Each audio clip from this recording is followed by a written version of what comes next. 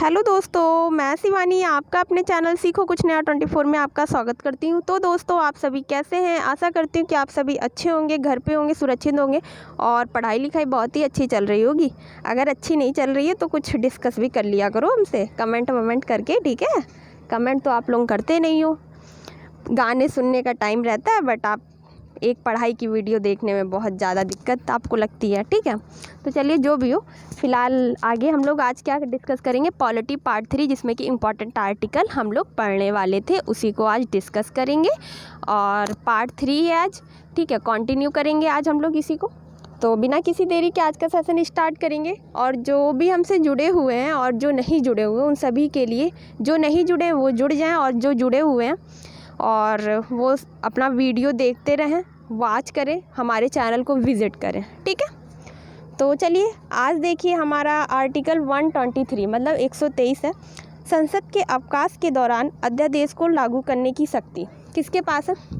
राष्ट्रपति के पास है।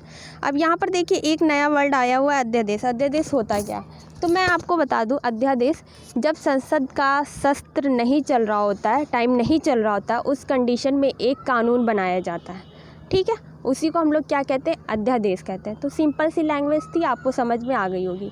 कौन वो करता है, लागू करता है? तो राष्ट्रपति लागू करते हैं, ठीक है। तो आर्टिकल 123 हमारा क्या कहता है? अध्यादेश को लागू करना, ठीक है। अब नेक्स्ट हमारा आर्टिकल आता है 143, सर्वोच्च न्यायालय से परामर्श करने की राष्ट्रपति को शक्ति है। मतलब सर्वोच्च न्यायालय से डिस्कशन कर सकते हैं। कौन?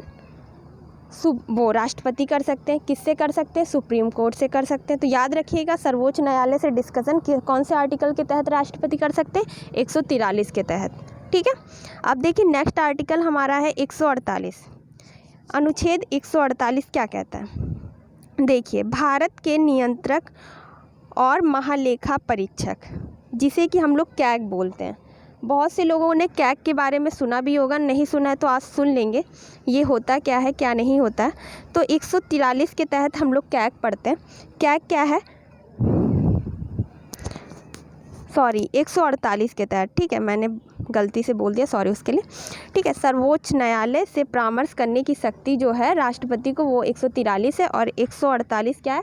कैग है, ठीक है। 148। अब देखिए 148 में क्या है?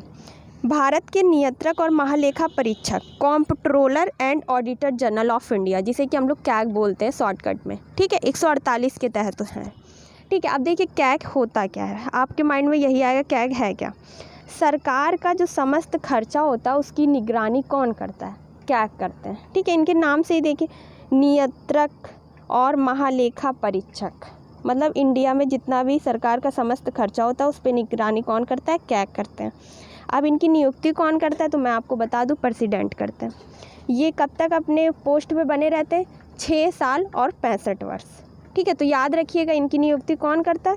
प्रेसिडेंट करते हैं। ये कब तक बने रहते हैं? 6 साल और 65 वर्ष। ये दोनों ही क्वेश्चन इंपॉर्टेंट है और ये कैग के बारे में भी पूछा जाता है, तो याद रखिएगा, ठीक है। अब देखिए ये कैसा पद है, ठीक है। देखिए ये कैसा पद है? तो संवैधानिक पद है। अब देखिए संवैधानिक पद होता क्या, मैं आपको ये बता दूं।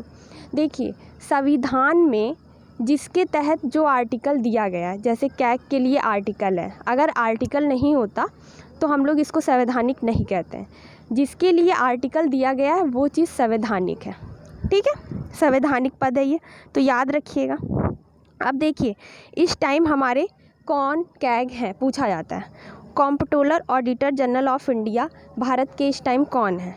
तो गिरीश मुर्मू हैं, ठीक है। ये 14वें नंबर के हैं। कौन है? गिरीश मुर्मू, और 14वें नंबर के हैं। आपसे अगर ये अभी चेंज हुए हैं तो याद रखिएगा गिरीश मुर्मू है। इससे पहले हमारे जो 13वें नंबर के थे वो राजीव महर्षि थे, ठीक है। अब देखिए नेक्स्ट हमारा आता है 149, 149, भारत के नियंत्रक और महालेखा परीक्षा के कर्ता और शक्तियाँ, ठीक है। तो ये क्या करते हैं? समस्त खर्चों की निगरानी करते हैं। तो याद रखिएगा, अगर आपसे पूछ लिया जाए कैग के कर्ता और शक्तियाँ कहाँ हैं, तो 149 में। वैसे 148 बहुत ही इंपॉर्टेंट था, ठीक है। अब आगे बढ़ते हैं हम लोग। देखिए अब देखिए यहाँ पर 155, आर्टिकल 155 हमारा क्या कहता है? राज्यपाल की नियुक्ति, राज्यपाल की नियुक्ति कौन से आर्टिकल के तहत की जाती है? तो 155 के तहत की जाती है। राज्यपाल का जो पद है ये कहाँ से लिया गया? तो ये कनाडा से लिया गया, कनाडा के संविधान से लिया गया। ठीक है, याद रखिएगा। भाग 6 में आर्टिकल 152 से 237 ये क्या बताता है? राज्यपाल की जो भी होती हैं, राज्यपाल के बारे में सारी चीज़ें इतने से इतने आर्टिकल के तहत डिस्कस होती हैं। ठीक है, 155 के तहत। अब देखिए नेक्स्ट अनुच्छेद हमारा क्या आता है? आर्टिकल 161। ठीक है, 161 राज्यपाल को क्षमा आदि देने के लिए और कुछ मामलों में वाक्यों को निलंबित करने, हटाने या हंगामा करने की शक्ति है।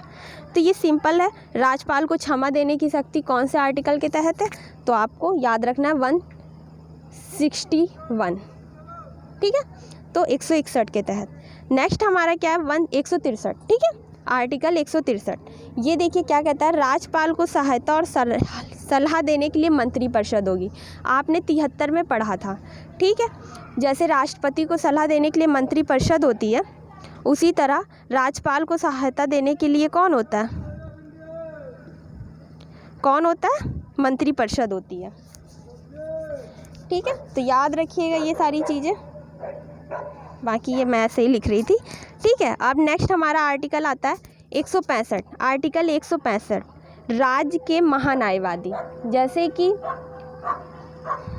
मतलब भारत के जो महान्यायवादी होते हैं उसी तरह राज्य में भी होते हैं, प्रत्येक राज्य के अलग अलग हैं। ठीक है, तो राज्य के महान्यायवादी 165 के तहत हैं। ठीक है, तो याद रखिएगा राज्य के महान्यायवादी 165। ठीक है, अब आगे बढ़ते हैं हम लोग। देखिए नेक्स्ट आर्टिकल हमारा क्या कहता है? आर्टिकल 167 राज्यपाल को सूचना को प्रस्तुत करने के संबंध में मुख्यमंत्री के कर्तव्य। राज्यपाल को सूचना देना क्या है? मुख्यमंत्री का कर्तव्य। ये आर्टिकल कौन सा कहता है? 167 कहता है। तो याद रखिएगा राज्यपाल को सूचना देना मुख्यमंत्री का कर्तव्य, ये कौन सा आर्टिकल कहता है? 167 कहता है। ठीक है, इसमें कुछ बताने की बात नहीं है, आप तो समझ ही रहे हैं। राज्यपाल कहाँ होता है? राज्य में होता है। मुख्यमंत्री भी कहाँ होता है? राज्य में होता है। तो ये दोनों चीज़ें आपको याद रखनी है। नेक्स्ट आर्टिकल हमारा आता है 168 राज्यों में विधानसभाओं का गठन। राज्यों में विधानसभा का गठन। ठीक है, तो आप सिंपल से याद रखेंगे, इसमें कुछ ज़्यादा पढ़ने वाली बात नहीं है। राज्यों में जो विधानसभा का गठन होता है 168 के तहत होता है। ठीक है, तो अब देखिए विधानसभाओं का बात हो रही है। विधानसभा मतलब, तो यहाँ पर देखिए विधानसभा जो है ये निम्न सदन होता है। निम्न सदन होता है। ठीक है, और इसका कार्यकाल कितने वर्ष का होता है? 5 वर्ष का होता है। अब देखिए 169 की बात हो रही है। 169 में देखिए राज्य में विधान परिषदों का निर्माण। ठीक है, या गठन, आप ऐसा समझ लीजिए।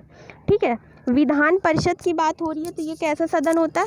उच्च सदन होता है। और विधानसभा कैसा सदन होता है? निम्न सदन होता है।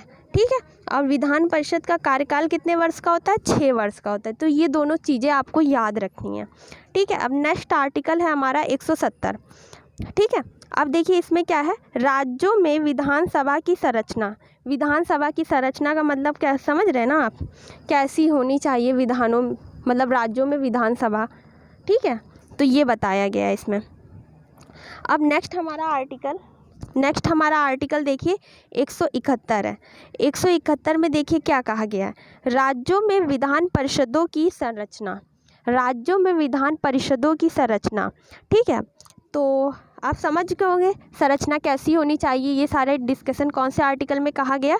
171 में कहा गया। अब मैं आपको यहाँ पर एक चीज़ बता दूँ, टोटल कितने राज्यों में विधान परिषद है? तो 6 राज्यों में। ठीक है, तो देखिए पहला यूपी हो गया, दूसरा बिहार हो गया, तीसरा कर्नाटक हो गया, चौथा महाराष्ट्र हो गया, 5वां जम्मू कश्मीर हो गया, और आंध्र प्रदेश हो गया, और तेलंगाना हो गया।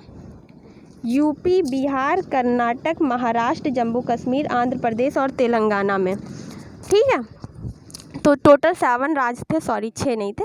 ठीक है, तो याद रखिएगा विधान परिषद टोटल कितने राज्यों में? टोटल 7 राज्यों में। ठीक है, और 171 में इसकी संरचना बताई गई है। तो ये दोनों चीज़ें आपको याद रखनी है। ठीक है, तो दोस्तों आज के लिए बस इतना ही। ठीक है, और आप हमारे चैनल को विज़िट कीजिए। अगर आप न्यू हैं तो चैनल को विज़िट कीजिए और वीडियो देखिए, और इसी तरह आपको वीडियो हमारी मिलती रहेंगी, ठीक है। तो अब तो मैं चल रही हूँ, अपना ध्यान रखिए, ख्याल रखिए। Bye bye, take care.